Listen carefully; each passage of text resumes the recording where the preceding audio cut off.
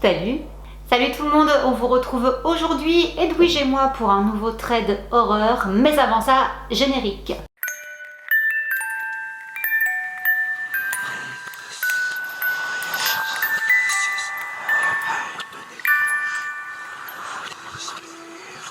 Avant de démarrer, n'hésitez pas à liker la vidéo d'ores déjà si le sujet vous intéresse, à vous abonner aussi, ça se passe en dessous. Et c'est parti avec les histoires du jour. Alors la première histoire, c'est Océane qui nous la raconte. Elle est âgée de 15 ans et elle nous plante d'ores déjà le décor en disant qu'elle souffre de dépression, qu'elle est borderline, qu'elle a beaucoup de crises d'angoisse. Donc apparemment c'est important pour savoir l'histoire, le contexte et sa manière d'être et de percevoir les choses. Océane nous raconte que l'an dernier, elle vivait uniquement avec son père qui travaillait beaucoup, donc elle était très souvent toute seule chez elle, et qu'elle avait constamment l'impression qu'il y avait une espèce de présence, une entité qui pesait derrière elle, qui l'observait, et qu'à plusieurs reprises également son chat avait vu cracher, siffler, grogner après quelque chose qui se trouvait derrière elle. Donc déjà son état de santé commençait un petit peu à décliner, son père s'est rendu compte qu'elle allait vraiment pas bien, du coup il a pris contact avec un psychiatre et ils l'ont mis dans une espèce de clinique psychiatrique pour prendre soin d'elle pour à l'origine uniquement 15 jours. Mais finalement il y restera 3 mois. Au début elle dit qu'à cause de sa phobie sociale elle avait beaucoup de mal à parler avec les autres, mais que finalement elle a réussi à se faire des amis, en plus des filles qui comprenaient son mal-être, et que du coup elle était super contente de se sentir beaucoup moins seule. Le 20 juin elle dit qu'il y a 2 garçons qui sont arrivés à la clinique pour des problèmes d'impulsivité, donc apparemment ils s'appellent Nathan et Guillaume, je sais pas si elle a changé les noms, bon en même temps c'est pas grave. Et elle du coup se sentait très bien à la clinique, elle s'était bien intégrée, c'était un environnement qui lui convenait finalement, du coup elle se sentait beaucoup plus à l'aise qu'au début, donc elle aimait bien justement papoter avec les nouveaux, les mettre également à l'aise et tout, donc elle a accueilli les 2 nouveaux arrivants et elle s'est tout de suite bien entendue avec Nathan, tant et si bien qu'ils se sont mis ensemble. Ce Nathan, lors de longues discussions qu'il avait avec Océane, il lui a raconté qu'il avait une tante qui était décédée, elle sait plus trop, c'était quelques mois, quelques années auparavant, une tante qu'il aimait beaucoup. A priori, elle est décédée parce qu'elle était assez âgée, mais c'est un détail important pour la suite de l'histoire. Vers le 25 juin, il y a une autre fille qui est arrivée à la clinique nommée Jade, qui est également arrivée ici pour des problèmes d'impulsivité et de dépression. Et ça a accroché également avec elle, donc elle a rejoint le cercle d'amis. Elle était là parce qu'elle avait perdu sa mère à l'âge de 5 ans, donc bon voilà, déjà elle avait un parcours un peu difficile. Du coup elle s'est énormément rapprochée d'elle. De leur côté, les 2 garçons, Nathan et Guillaume, qui ne se connaissaient pas, ils sont juste arrivés au même moment, ils sont également devenus assez proches, assez bons potes. Donc du coup ils étaient tout le temps tous les 4 quoi, Océane, Jade, Nathan et Guillaume. Là Océane un soir elle était couchée dans son lit et elle a eu comme une espèce de vision, elle a vu 2 grands yeux bleus qui la fixaient, entourés de paillettes, elle précise, face à son lit en fait. Elle a soutenu le regard pendant environ une trentaine de secondes jusqu'à ce que les yeux qui la fixaient virent au rouge, entourés de noir. Et elle a senti en fait dans ce regard qu'on essayait de la prévenir de quelque chose. Le lendemain, elle en a parlé à ses potes et en fait Nathan lui a dit que c'était assez bizarre parce que sa tante, elle avait les yeux bleus, donc sa fameuse tante qui est décédée quelques années auparavant. Bon, en soi, Océane, elle se dit que des yeux bleus, il y a beaucoup de gens qui en ont, donc bref, coïncidence. Sauf que apparemment Nathan aurait eu la même vision le matin. Du coup, le soir, ils ont eu une super idée et se sont dit « Et tiens, si on faisait un Ouija ?» Quelle idée quoi! Moi perso j'ai une vision comme ça, une vision qui à mon sens est démoniaque, même si elle me veut du bien quoi, des yeux rouges cernés de noir, à qui ça ne ferait pas peur? Donc je m'amuserais encore moins à faire une séance de Ouija, bref. Du coup ils en ont fabriqué un et Jade le soir a invoqué un esprit bienveillant et ils ont commencé la séance. Donc pendant la séance de spiritisme ils étaient que 3, il y avait donc Océane, Jade et Nathan. Pendant plusieurs minutes, il s'est rien passé du tout et à un moment donné, l'élastique dont il se servait comme de goutte en fait a commencé à bouger. Donc là, ils ont commencé à poser des questions à l'esprit et en fait, l'esprit leur a dit que c'était la tante de Nathan. Donc là, l'esprit leur a dit que c'était la tante de Nathan qui communiquait avec eux.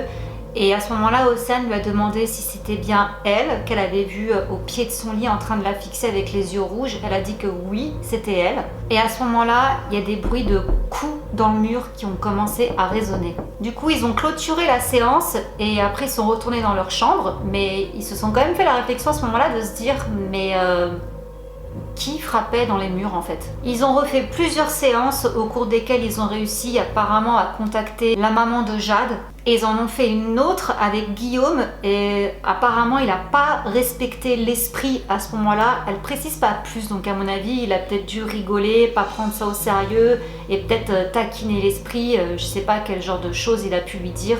Mais bon voilà, elle était pas dans le truc quoi. Après ça, elle raconte qu'Océane, avec sa copine Jade, elles étaient dans la salle de bain et que d'un coup il a commencé à avoir beaucoup de buée sur le miroir alors que l'eau qui coulait n'était pas du tout chaude. Donc ça justifie pas le fait que ça fasse autant de buée. Et elle raconte que le miroir de la salle de bain de Jade, sur la buée, quelqu'un d'invisible donc, s'est mis à écrire le mot run et sur son miroir à elle, il y avait écrit le mot danger. Bon, naturellement, dès qu'elles ont vu ça, elles ont flippé, du coup elles sont parties en panique. Du coup, elles ont fait un peu une petite enquête pour savoir si c'était pas arrivé à d'autres personnes dans la clinique. A priori, non. Guillaume, Nathan et l'autre fille n'avaient pas non plus ce genre d'événement. L'infirmière, voyant qu'elles étaient un peu paniquées, elle est venue les voir pour leur demander si tout allait bien et elles ont raconté donc ce qui s'était passé avec le miroir.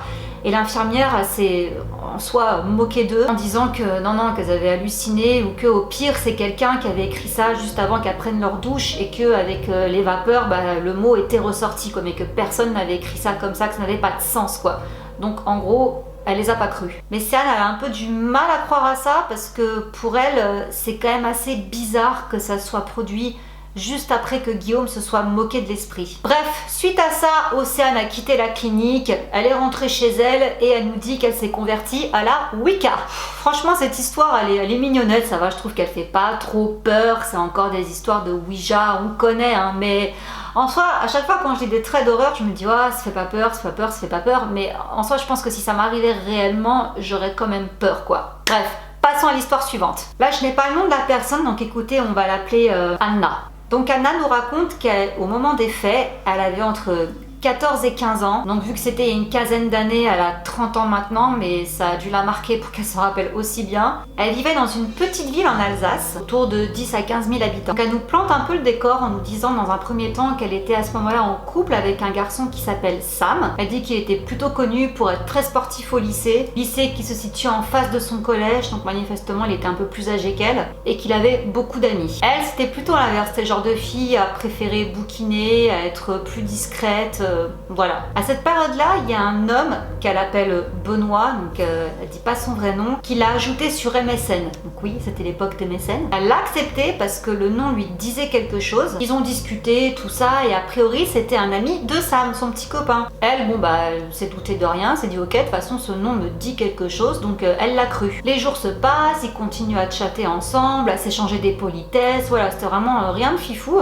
Jusqu'au jour où il est devenu un peu bizarre en lui disant que il l'avait vue avec une amie. Donc il décrit tout, hein, il décrit comment était son amie, ce qu'elle portait, comment elle était, elle également, donc vraiment en mode il l'a vraiment vue quoi. Il a vu qu'elle se dirigeait vers sa salle de sport. Il dit également qu'il l'a vue un autre jour passer près de tel pont, donc c'était vraiment assez précis. Donc à ce moment-là, Anna, ça a commencé à la faire un peu flipper parce que en soi, elle se dit mais pourquoi il est pas venu me parler alors dans ce cas-là, enfin s'il me connaît, pourquoi, enfin ça devenait un peu étrange quoi, du coup elle l'a bloqué. Elle pensait que ça s'arrêterait là, du coup elle a repris sa petite vie de collégienne, tranquille, voilà quoi. Plusieurs semaines se sont passées et là on arrive à un après-midi où elle était en train de sortir sa chienne près d'un champ. Donc là en fait pour se rendre dans les champs, elle doit passer par son quartier, traverser un tout petit rond-point et hop, entrer dans les champs. Elle précise qu'à cette époque-là, les herbes n'avaient pas été coupées, donc les herbes étaient hyper hautes quoi. Donc j'imagine qu'on pourrait se faufiler dedans, se cacher. Si elles sont assez hautes et qu'elle le précise,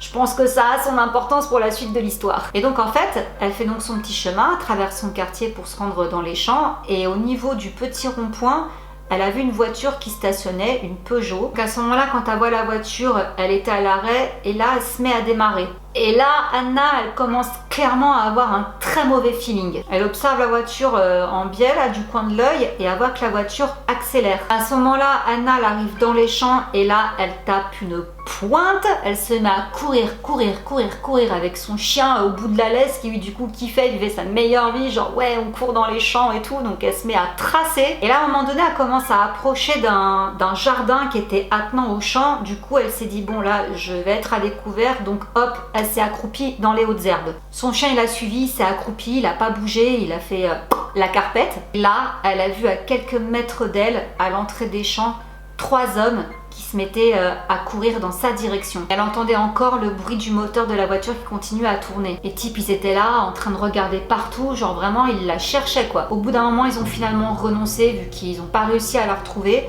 Du coup ils sont repartis en voiture. Anna a bien attendu que la voiture soit partie, qu'elle n'entende plus du tout le bruit du moteur pour se relever et rentrer chez elle le plus prudemment possible en vraiment regardant partout autour d'elle. Elle a jamais su si les 3 hommes qui sont partis en courant dans le jardin pour l'attraper, parce que concrètement c'est ce qu'ils comptaient faire, hein, s'il y avait le Benoît dans l'histoire. En tout cas elle n'a plus jamais entendu parler de lui. Ce que je trouve assez bizarre c'est qu'elle n'a pas discuté de ça avec son petit copain Sam, ça aurait été je pense le premier réflexe. Bref.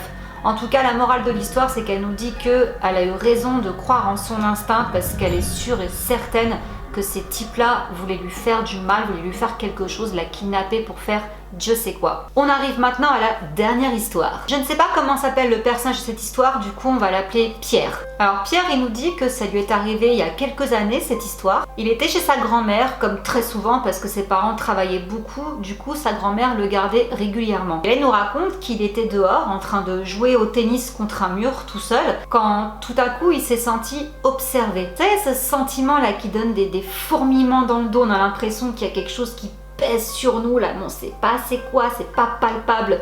Voilà ce qu'il a ressenti. Du coup, il s'est retourné pour voir l'origine de cette sensation étrange. Et là, il a vu dans le jardin de sa grand-mère un homme. Il portait un costume, cravate et un chapeau. Mais Pierre nous dit que c'était tout ce qu'il y avait d'humain en lui, quoi. En fait, la silhouette portait donc ses vêtements, le costard et le chapeau, mais il distinguait pas de visage, c'était une ombre noire en fait. Donc cet homme se tenait face à lui et quand il a vu que Pierre s'était retourné et l'avait vu, il s'est mis à crier sur lui. Bon, là Pierre il a clairement flippé et on comprend, du coup il en a jeté sa raquette et il est parti en courant à l'intérieur de la maison de sa grand-mère. Il a attendu de reprendre un peu ses esprits, environ 30 minutes, pour retourner à l'endroit où il avait vu l'homme pour voir si... Je pense qu'il n'avait pas halluciné ou s'il était toujours là, mais il n'y avait plus personne. Et en fait, Pierre nous précise qu'il nous raconte cette histoire parce que récemment, il dormait chez son cousin et il racontait justement cette anecdote un peu bizarre, un peu sordide à son cousin. Et en fait, sa tante l'a entendu discuter de ça. En fait, sa tante, elle lui a dit que c'était bizarre parce que justement, quand elle était petite et qu'elle était chez sa grand-mère, elle avait l'habitude, donc chez la grand-mère de Pierre, non, vu que c'est sa tante, elle jouait avec une copine sur un petit tas d'herbes pas très loin de la maison et que justement elle a eu la même vision, elle a vu cette même ombre, ce même homme, cette silhouette fantomatique avec un costard, cravate et un chapeau. Sauf que là la différence c'est que cette ombre lui a pas crié dessus mais lui a parlé et en fait elle l'appelait par son prénom. Et elle appelait également sa copine qui était avec elle par son prénom, qui les appelait pour qu'elles viennent à lui. Et elles ont tellement eu peur qu'elles sont parties en courant.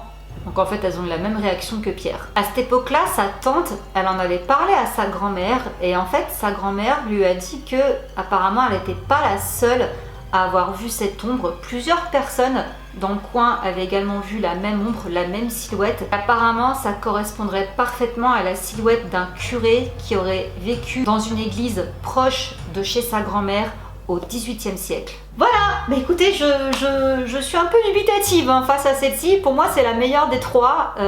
Franchement, j'avais déjà entendu des histoires d'ombres d'hommes comme ça et c'était pas du tout bon signe. Mais là, oui, pourquoi pas la théorie du curé du XVIIIe siècle, surtout si c'est apparemment une ombre que plusieurs personnes ont vue et que ça coïnciderait avec le curé. Je sais pas trop comment ils ont fait le lien, mais bon, admettons, pourquoi pas. T'as eu peur avec les histoires? C'est pour ça que t'es venue te blottir contre moi? Mon bébé. Et bien voilà, écoutez, j'espère que ces petites histoires d'horreur vous auront plu. J'espère que j'ai réussi à bien vous mettre dans l'ambiance. En tout cas, je fais tout pour. Donc, si vous avez apprécié mon contenu, n'hésitez surtout pas à me soutenir en likant la vidéo, également mettant un petit commentaire, même si c'est juste un bien ta vidéo ou bonne continuation, voilà, un petit truc d'encouragement. Ça fait plaisir et surtout ça m'aide à être un petit peu plus vue sur YouTube, à démarrer ma chaîne. N'hésitez pas aussi à vous abonner, ça se passe juste en dessous, je vous mets tout. Je vous fais plein de gros bisous. Mouah. Bisous, ciao.